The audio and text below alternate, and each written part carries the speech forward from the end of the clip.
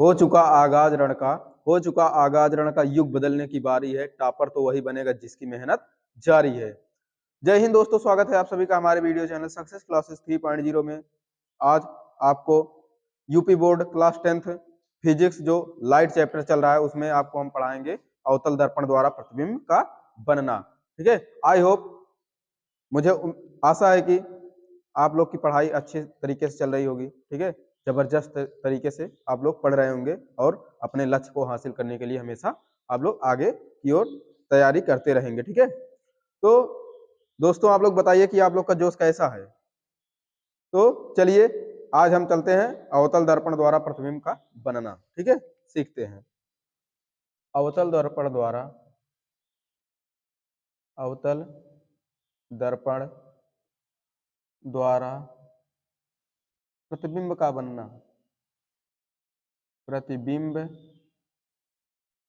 का बनना। ठीक है, अवतल दर्पण द्वारा प्रतिबिंब का बनना। तो इसमें पहली हेडिंग आती है, अवतल दर्पण में कुल 6 प्रकार से प्रतिबिंब बनता है। ठीक है, तो पहली स्थिति हम जानेंगे कि जब वस्तु अनंत पर हो। पहला क्या है, जब वस्तु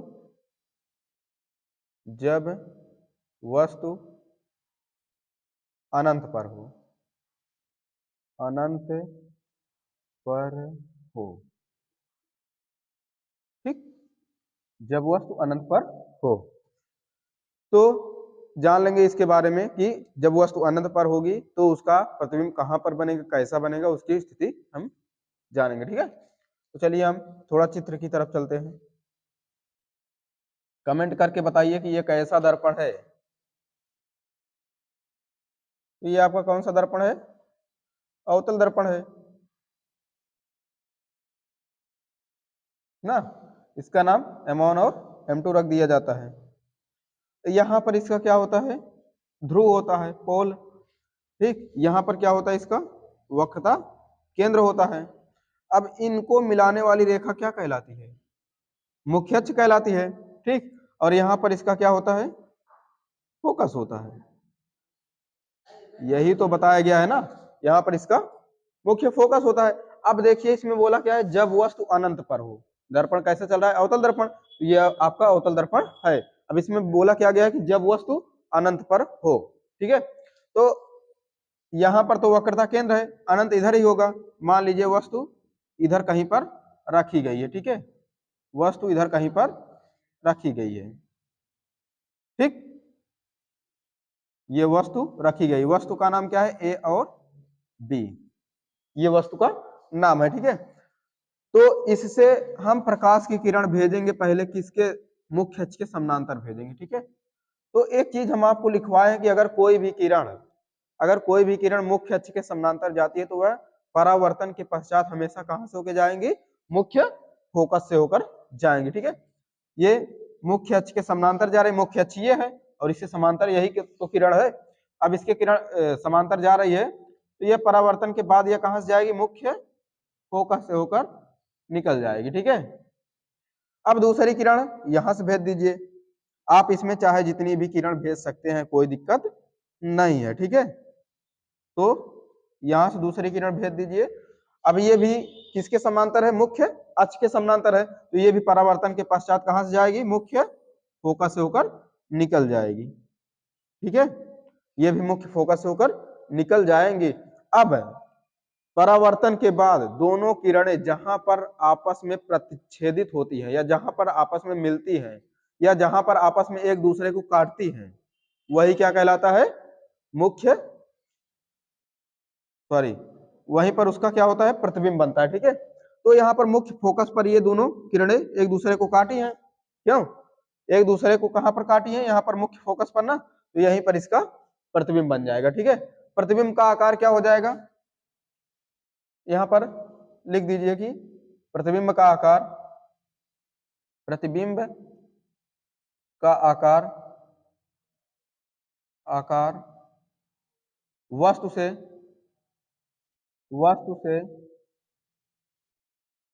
बहुत छोटा, बहुत छोटा, अर्थात बिंदु के आकार का, बिंदु के आकार का, आकार का, ठीक है। कहाँ बनेगा? क्योंकि देखिए ये जो वस्तु था इतना बड़ा था, वस्तु का नाम ए और बी था। अब इसका जो प्रतिबिंब बना है एक ही जगह पर ये बिंदुवत आकार का बना है ना, तो ये इसका प्रतिबिंब हो गया, ठीक है। अब कहाँ बनेगा? कहाँ बनेगा? दर्पण के सामने बनेगा, क्योंकि दर्पण ये रखा है आपका, इसके सामने ही तो बना है ना। तो दर्पण के सामने, दर्पण के सामने, सामने, ठीक, दर्पण के सामने मुख्य फोकस पर, मुख्य फोकस पर, फोकस पर, ठीक। अब इसका आकार, इसका आकार क्या वास्तविक होगा कि उल्टा होगा? ठीक है, ये प्रतिबिंब जो बनेगा ये वास्तविक बनेगा कि आभासी बनेगा, ठीक है। तो इसमें जो अवतल दर्पण में जब वस्तु को अनंत पर रखा जाता है तो इसका प्रतिबिंब क्या होता है? वास्तविक एवं उल्टा बनता है, ठीक है। वस्तु से बहुत छोटा, तो वास्तविक एवं उल्टा, वास्तविक एवं उल्टा, ठीक, ये वास्तविक एवं उल्टा प्रतिबिंब बनता है, ठीक है। तो आप इसका स्क्रीनशॉट लीजिए, तब तक हम थोड़ा सा, ठीक है, साइड हो जाते हैं।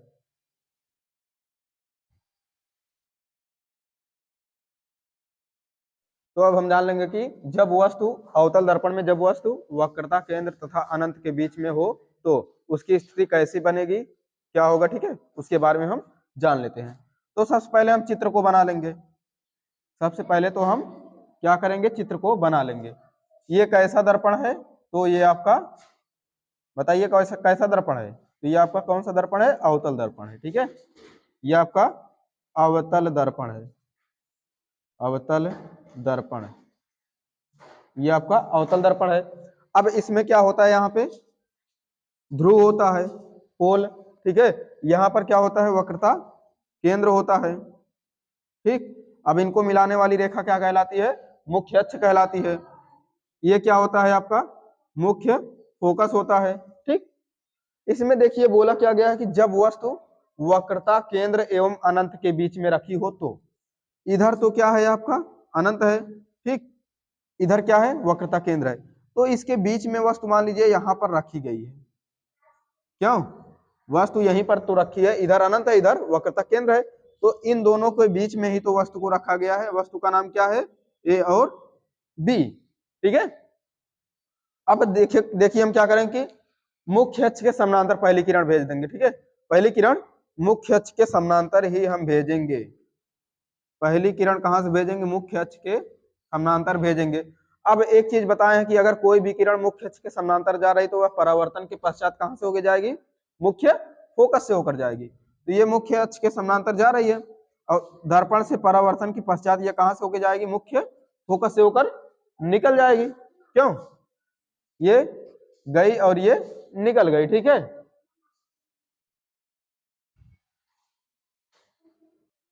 तो पहली किरण हम मुख्य अक्ष के समानांतर भेजेंगे जो कि दर्पण से परावर्तन के पश्चात मुख्य फोकस से होकर निकल जाएगी, और दूसरी किरण हम कहां से भेजेंगे? वक्रता केंद्र से भेजेंगे। दूसरी किरण हम वक्रता केंद्र से भेजेंगे। अब एक चीज ध्यान दीजिएगा कि अगर कोई भी किरण, अगर कोई भी किरण वक्रता केंद्र से भेजते हैं तो वह दर्पण से परावर्तन के पश्चात पुनः उसी माध्यम से, उसी मार्ग से वापस लौट जाती है जिस मार्ग से वह आई रहती है। तो इसी मार्ग से आई और इसी मार्ग से वापस भी लौट गई, ठीक। अब देखिए क्या बताएं कि जहां पर ये दोनों किरणें आपस में एक दूसरे को काटती हैं या एक दूसरे से मिलती है, वहीं पर उस वस्तु का प्रतिबिंब बनता है। तो यहीं पर ये दोनों किरणें आपस में एक दूसरे को काटी हैं यहाँ पर, ठीक है। तो यहीं पर इसका प्रतिबिंब बनेगा, ठीक है, यहीं पर इसका प्रतिबिंब बनेगा, ठीक है। प्रतिबिंब का आकार कैसा होगा?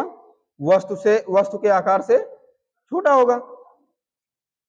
प्रतिबिंब प्रतिबिंब प्रतिबिंब का आकार, का आकार वस्तु के आकार से, वस्तु के आकार से से छोटा छोटा बनता है, ठीक है। छोटा बनेगा और कैसा बनेगा, वास्तविक एवं उल्टा बनेगा। जो प्रतिबिंब बनेगा वह वस्तु कैसा था, ए और बी था, ठीक। और प्रतिबिंब का क्या होगा, बी डैश और ए डैश, ठीक। प्रतिबिंब उल्टा बनता है ना, क्योंकि अवतल दर्पण है, तो अवतल दर्पण में उल्टा प्रतिबिंब बनता है, तो ये पलट जाएगा आपस में, ठीक है। वास्तविक एवं उल्टा, वास्तविक एवं उल्टा, उल्टा दर्पण के कहां पर बनेगा, दर्पण ये है तो इसके सामने ही तो बना है ना, तो दर्पण के सामने, दर्पण के सामने, सामने कहां पर बना है, दर्पण के सामने, तो वक्रता केंद्र और मुख्य फोकस के बीच में, ठीक है। सामने वक्रता केंद्र,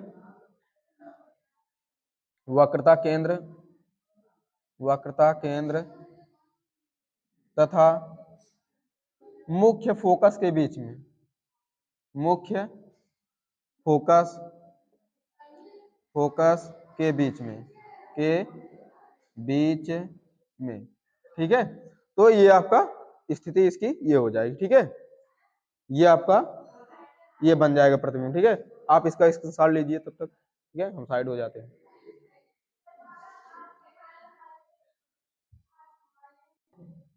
तो आप जानेंगे कि जब वस्तु वक्रता केंद्र पर हो तो, ठीक है, कैसा दर्पण में, अवतल दर्पण में, ठीक है।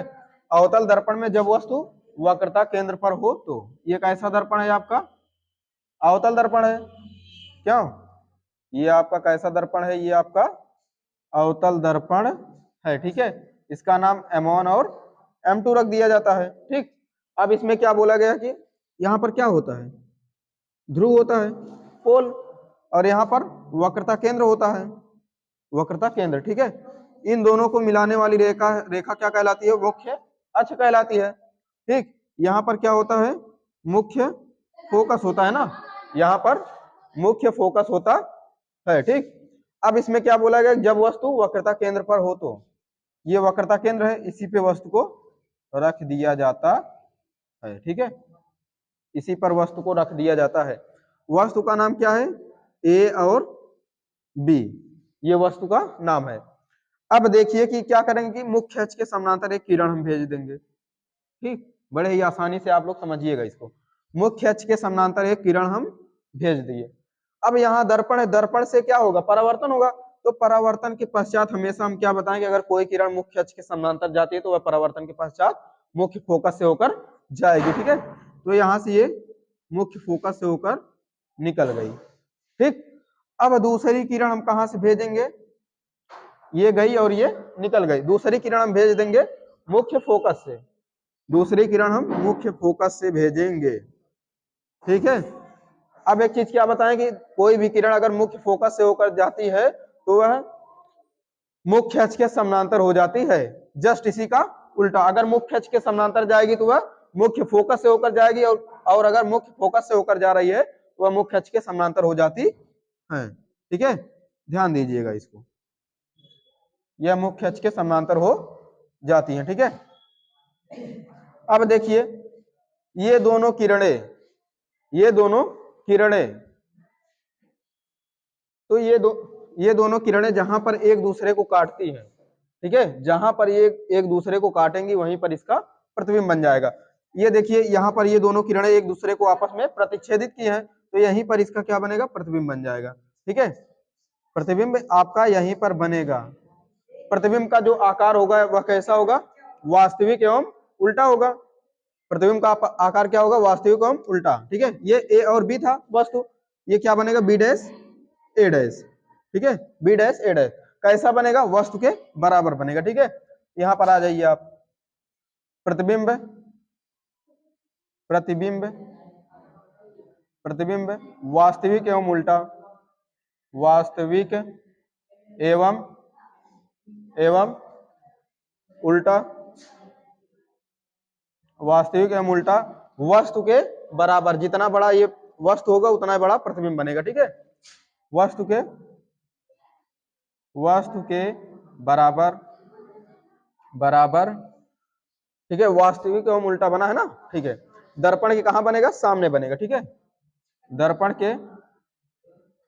के सामने सामने सामने वस्तु के बराबर बनेगा, ठीक है। जितना बड़ा वस्तु होगा उतना बड़ा प्रतिबिंब बनेगा, ठीक है। तो वस्तु के दर्पण के सामने वस्तु के बराबर, ठीक है। तो ये आपका, ठीक है। तो दोस्तों अगर आपको वीडियो पसंद आए तो लाइक करिए, सब्सक्राइब करिए। मिलते हैं इसी तरीके से अगले वीडियो में। जय हिंद, जय भारत, धन्यवाद।